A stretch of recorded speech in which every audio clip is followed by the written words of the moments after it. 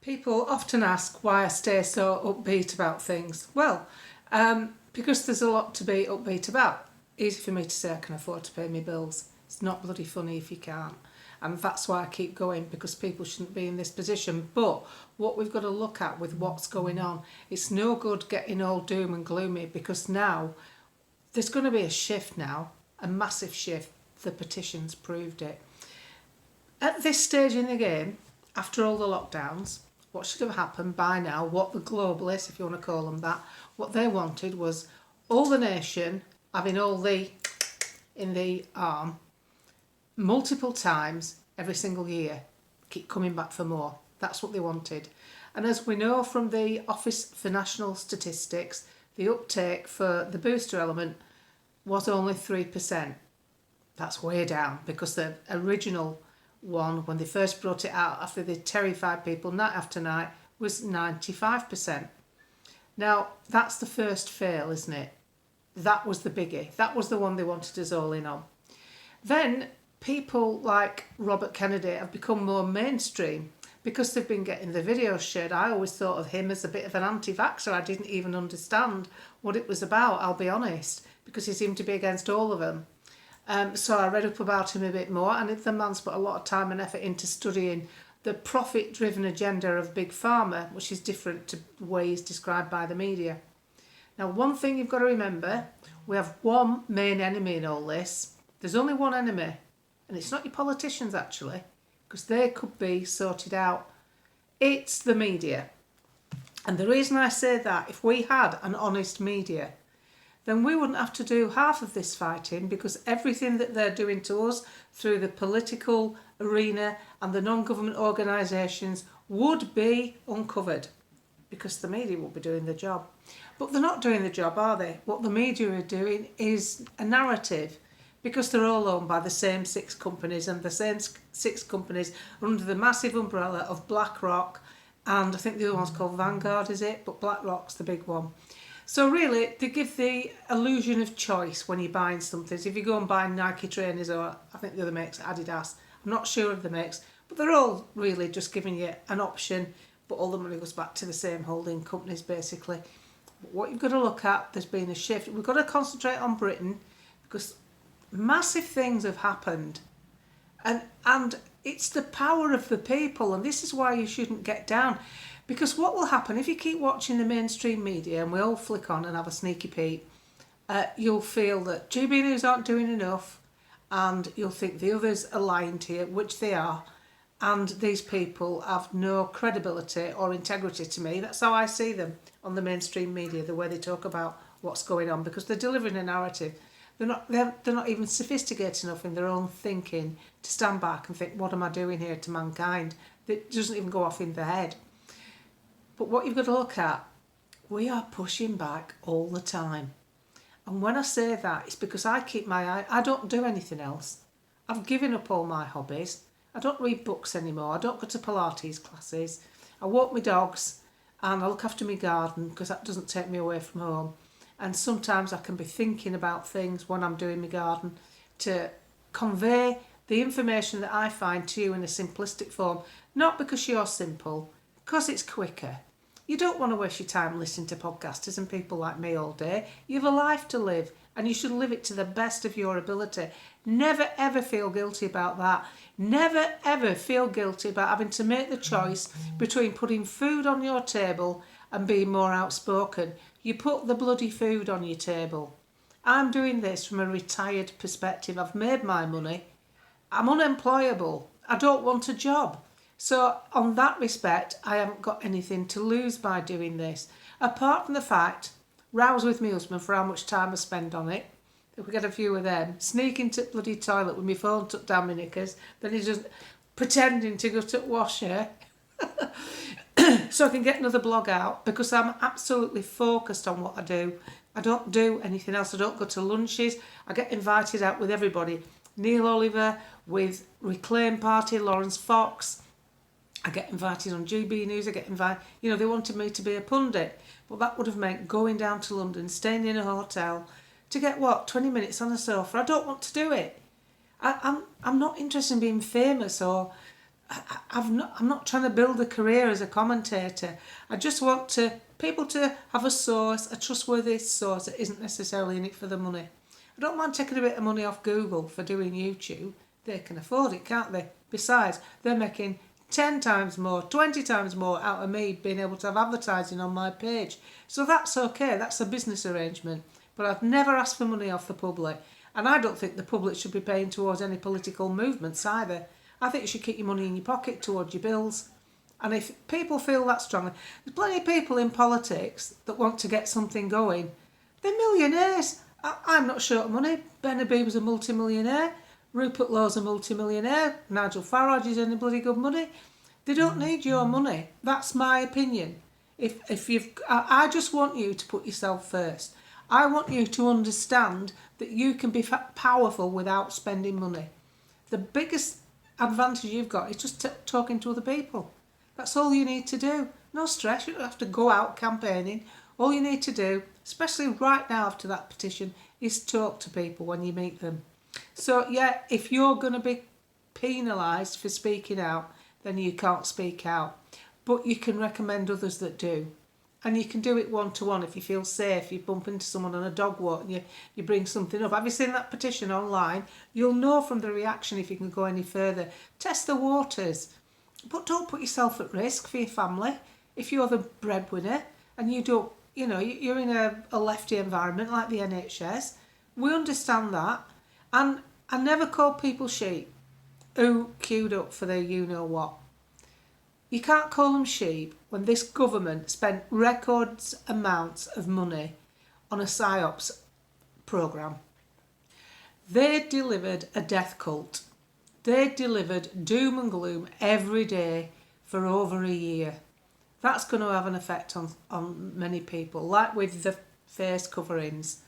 They delivered that simply because they told you to stop wearing it, not because of health reasons, but after a meeting when Rishi Sunak was the Chancellor and Boris was the Prime Minister, because the blue pound wasn't getting spent because the elderly were too scared to go out. They weren't hitting the garden centres after Eat Out to help out.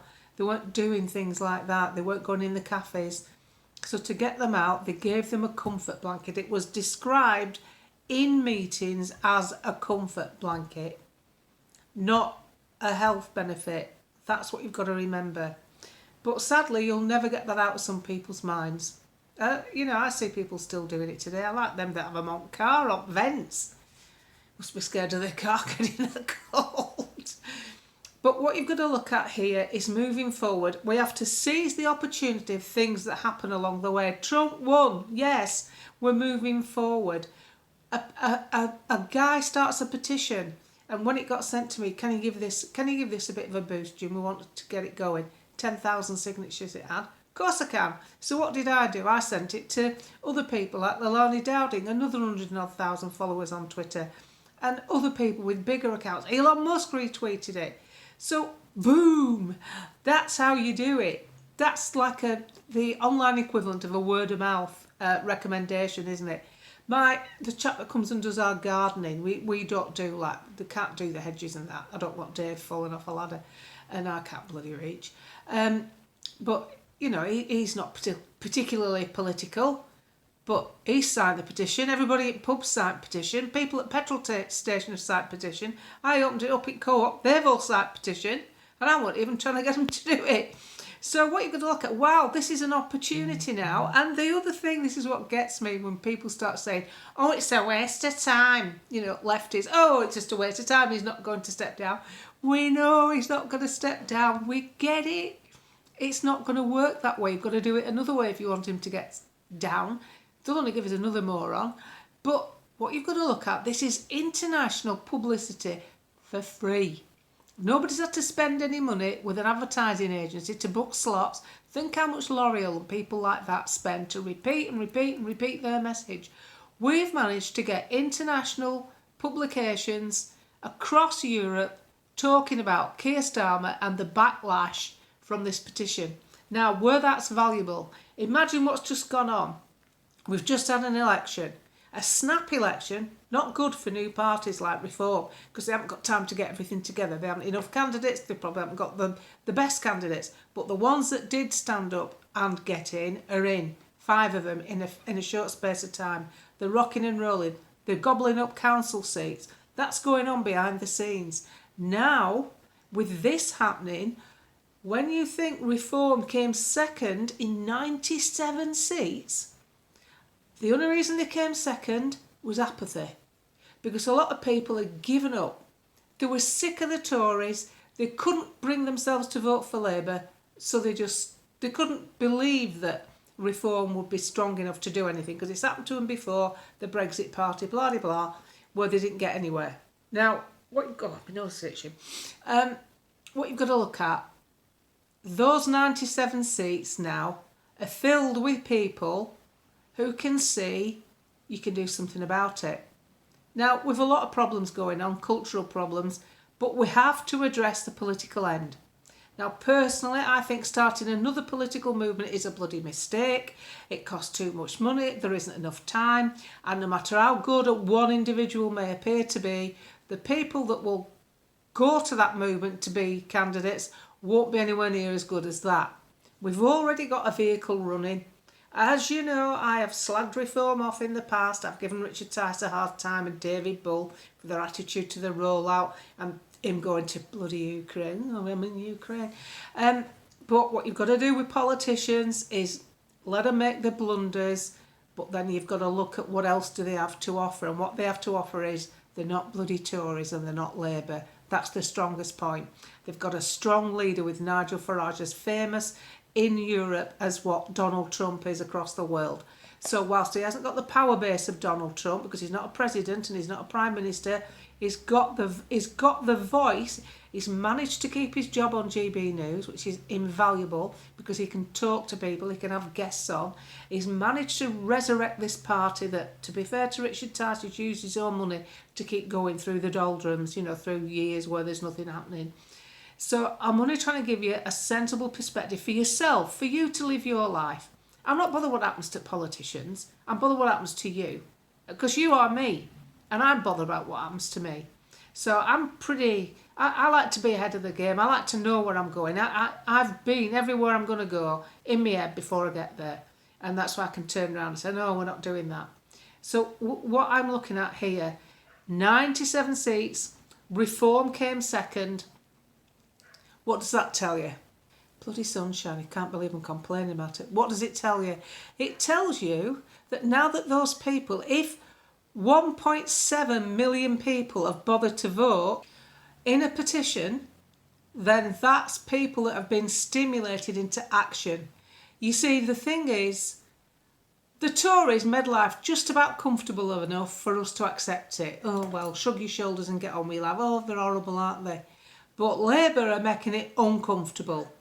So uncomfortable that they've hit every aspect of our society, from students to farmers to pensioners to small businesses to medium-sized businesses to corporations who have all written 79 of them have written a letter, an open letter, Screwfix, Matalan, the supermarkets have written an open letter complaining about the national insurance hikes because it's going to cost them millions, and some won't even survive it. So when you've got a consumer market that's spending less because they haven't got the money to spend like they had, and then you've got the employers in these places where people go to buy stuff getting crippled by national insurance, some are going to go to the wall, there's going to be redundancies.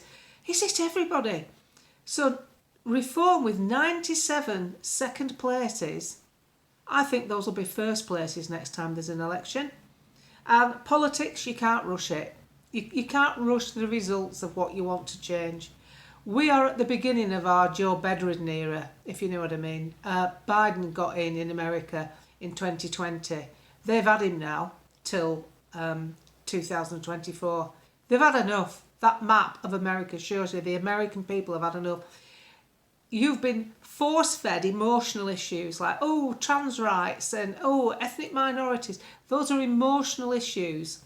People didn't vote on the emotional issues. People voted on the fact petrol's too dear, diesel's too dear, food's too dear, bottled water's too dear. Everything they want to spend their money on has got too expensive. The job market shrunk under that administration.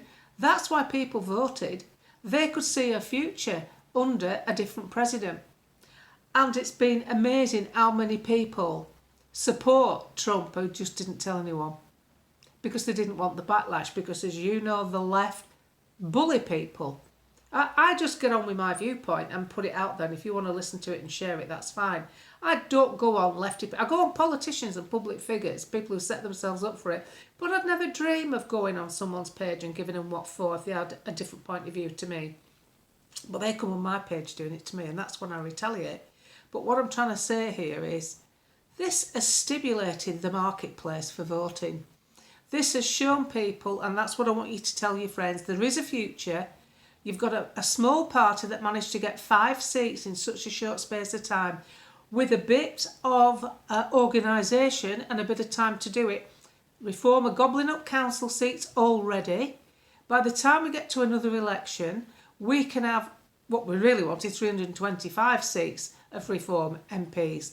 That way you've got a government, and that way you will see change. You won't get everything you want, but you get a damn sight more than you get from either of the two parties. You cannot take the Tories seriously. Kemi Badenoch is not a Tory, she's a Lib Dem. The Tories are really the Lib Dems trading as the Tory party. Personally, I'm looking forward to the next election because I think it's going to be a different landscape. Because the people who got fed up for this one, I can't be bothered with politicians, I've had enough. They never change anything. Your vote doesn't matter. Oh yes, it does matter. It certainly does matter. It's the only thing I disagree with Mark Twain on. Your vote matters because it all depends what's going on in your country at the time. And whilst we haven't got proportional representation, we need to get a party in that accepts that that's a better way forward. So you could even change the whole political structure with Reform as a government. And it doesn't matter whether the MPs are experienced or not. Look at what you've been given with the ones that claim to be professionals. People who have studied politics at university. Where have they got us, these professionals? They've got us with institutionalised thinkers that's never lived a life. You've a 26-year-old lad called Keir, who's the MP for Selby for Labour. Five farmers have committed suicide around the Selby area.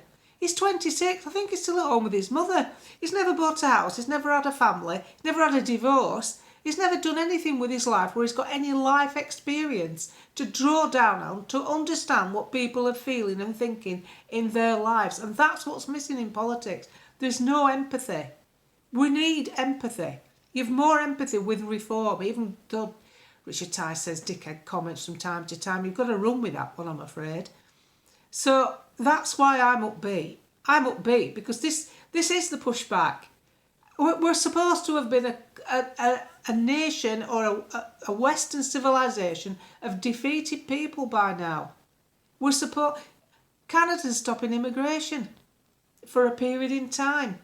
The pushback's enormous, but unless you're on it all the time like I am, you probably won't notice it because you'll just see the stuff they talk about. You'll feel overwhelmed by it, and there's no need to feel like that. We are rocking and rolling this. Trust me. I live in this country. I want it to survive. And if I thought it were going worse, I'd tell you. I'd say, look, we're knackered. I'm off. Because I'd go. I wouldn't put up with it because I can afford to do that. But I know there's millions of people who cannot. And I'd rather let them know that we can save this. We can save what we've got. It's not going to be ideal, but we don't need to think we've lost it forever. We have an opportunity here to push right back. Just like the silent majority did. Nobody made any big announcements, did they, when the boost was being rolled out? Nobody said anything. Nobody thought, well, I did. I voiced my opinion all the time. That's what I'm like. But ordinary people just got on with their lives and didn't turn up, did they? They didn't turn up to take it. And that just speaks volumes. That's us. That's us just being us. We didn't even need any rallying the troops, did we? Didn't need a march in Westminster. We just didn't turn up. Job done. So don't get down about it. Because there's a lot of people think like us. A lot of podcasters out there. I speak to Neil Oliver and I mean, I particularly like Neil because he thinks a lot. We agree on most everything. And I like his demeanour because he's been cancelled. Bev Turner's another one. She's a warrior. More people should support Bev Turner because she's actually doing work on her own time, doing these videos on GB News on the YouTube channel because she can say more than she can because it's not governed by Ofcom yet. So I support people who I can see have put the effort in. She could have just been a breakfast TV sofa chick, carried on with it, earning the big bucks and said nothing. But she's got a conscience, she's got kids, she wants to bring them up in this country and she did the right thing. So put yourself first, that's your first thing. You can't get your 5 a day, can you? Your 5 great things every day if you don't put yourself first. You put your family and your income first. Don't waste your money giving to political parties. I'm telling you that. I don't believe it. Even, Together Declaration, I don't think you should necessarily have to part with your bloody money. Because it's quite, I haven't spent any money, particularly, apart from my blue tick on Twitter. But that gives me longer videos and longer monologues. But I don't think, if I was standing as an MP, I'd fund my bloody self. I won't need your money. I'd just do it. I think, right, I'm going to do this. And not everybody can do that, but I would do it. Ben Habib's got plenty of money. He'll fund himself. Hopefully he'll fund himself. But anyway, he's pretty decent. But I don't agree with you spending money to keep parties going. Because a lot of these smaller parties should now get behind reform. It's as simple as that. And starting another one, there's not enough time. There just simply isn't enough time. And if you're sat there spitting your dummy out because of something Richard Tice has said and he's thrown the supporters under a bus, and Tommy shouldn't be in jail, by the way. That is absolutely out of order. And he's a marvellous individual as far as I'm concerned. Don't try and change my mind about him because you won't. And I think his urban scoop is what journalism should be like. The bit of the mainstream media don't copy what he's done. But having said that, spitting your dummy out over Nigel Farage not backing you, it's the wrong way round. We should be backing the people up who took the trouble to win the bloody seats. They're the ones in the firing line. They're the ones going to Westminster every day. They'll get snubbed. They're the ones trying to bring stuff up in Prime Minister's Question Time, and Rupert Lowe is knocking it out the park. The stuff that he's doing in these back cabinet meetings where various issues get discussed on farming, and the way he just slaps it back to DEFRA, it's quality television, that. But they don't put it on, do they? So what you've got to look at is we have a vehicle to move forward in now, and it'll grow. The picking up council seats. It's not just about supporting reform, it's about supporting yourself and making sure that you are getting the best from your life with what you've got to offer. And don't be cajoled into en masse anything, whether it's the rollout of a medicine or whether it's something you're supposed to do. We shouldn't be spending money on weapons. We certainly shouldn't be taking money off pensioners while we send it to other countries' wars. That is so out of order. And how you can do that and then spend money so that somewhere in Africa can get a bit cooler. It's absolutely morally wrong. This government is morally corrupt, morally bankrupt actually. They've got absolutely no feeling for the people. So I'll be slagging this government off as long as they're in power. I'll be keeping my eye on other things. Anyway, I've gone on long enough. I've got my ironing to do anyway. I hate bloody ironing. Dave likes his shirts done. He's been wearing them polo shirts, them with little collars on. I don't have to iron them. I like them. Fold them up and put them away. But he's had to wear a few proper shirts because he has to go to a few meetings. So I'll be back ironing. Please don't forget to put yourself first. Don't beat yourself up if you're not in a position to fight. Just watch those who can and just be glad they're there. It's not a crime, to live your life. You only get one. We don't know what's round the corner, do we? I'm sat here in a pair of tubigates me round my knees because I can't bloody walk properly at the moment. I've got tendinitis driving me bonkers. So just live your life. Don't beat yourself up. It's just so important that you keep your own morale up. There's such a lot to enjoy still, rather than concentrating on the negative stuff that's being forced upon us by the government, because most people don't want it.